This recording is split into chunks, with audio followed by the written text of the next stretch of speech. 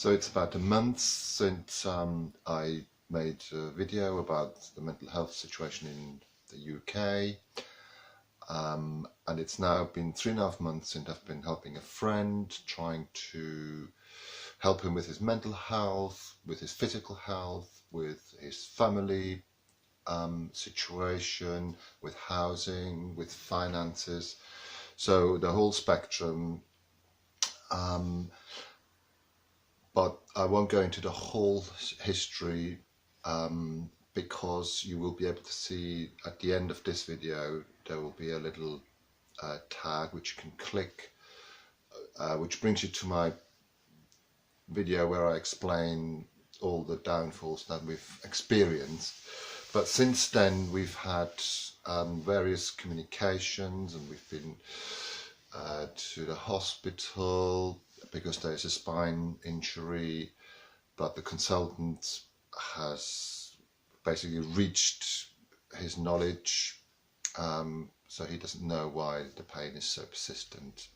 He had an injection, it didn't work to alleviate the pain. He's under severe pain, he's under severe stress all the time, with whomever we deal is just very, very difficult.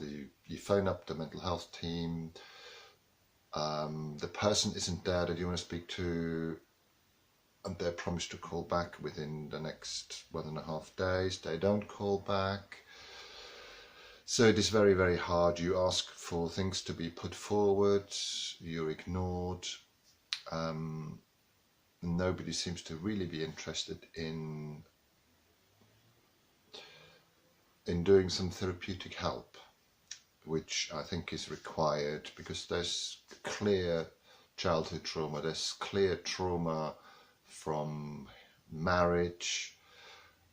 The crisis has been going on since June the 6th of last year, so that's now 9 months, almost, it's approaching 9 months.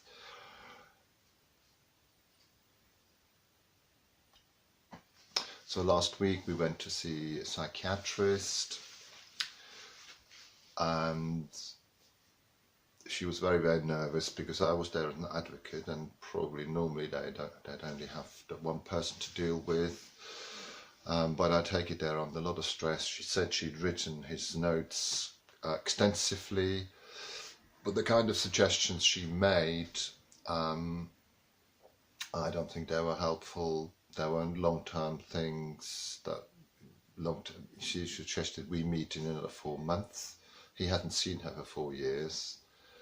I think my friend needs somebody on a weekly basis, at least, and then, yes, somebody other than the mental health crisis team, because basically what they've been telling him is that he needs to calm down, he needs to get better before they can help him. Why they're called crisis team, I'm not quite sure.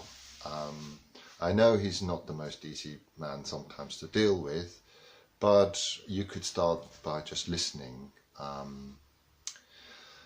So this psychiatrist, basically, to sum it up, almost got very close in blaming him for all the trauma. She acknowledged he had them, but in the report she put it in a way that, you know, there is some blame, and she tried to convince him that, you know, he's trapped in, in psychotherapy they use this triangle of, so it's the other way around, so that's the perpetrator, that's the helper, and at the bottom is the victim. And she said, you're always around here, you're always the victim.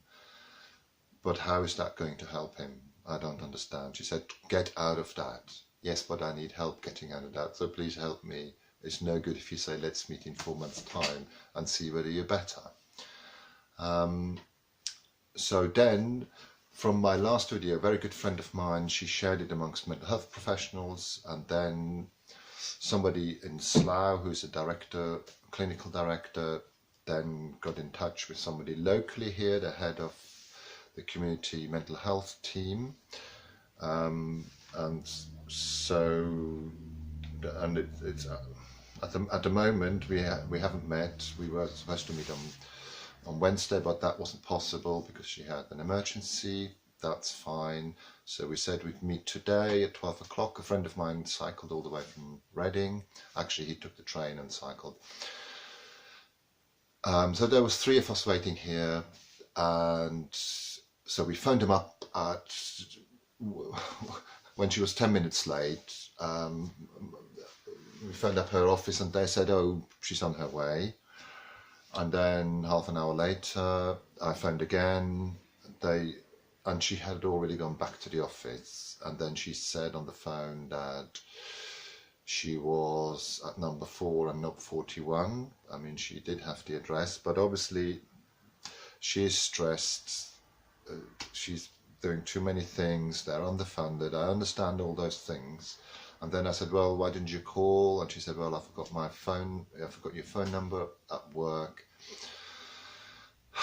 I mean, you are the head of a team. You are a professional. You're responsible, and you are under a lot of stress. And I know the Conservative government hasn't helped by cutting services, even though they say they've increased budgets. But actually, what I can see is that the increase goes to private companies now these days. So that's privatization, clearly.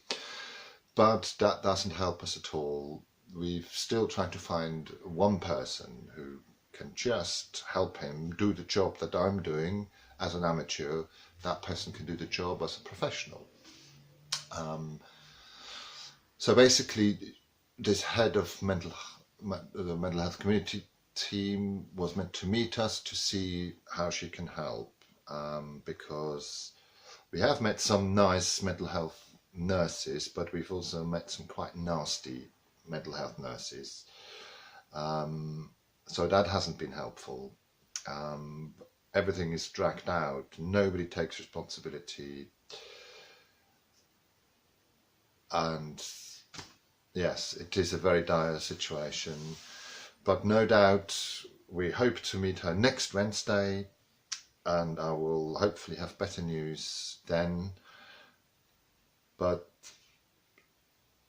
it's not only well, it's the whole NHS that's falling apart, but mental health is definitely falling apart.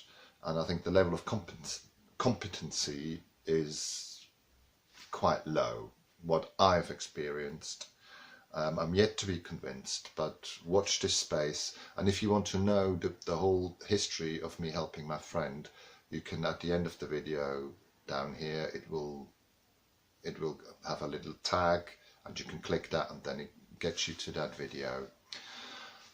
Thanks for watching. Wish us luck, and hopefully next time I'll have more positive news to say.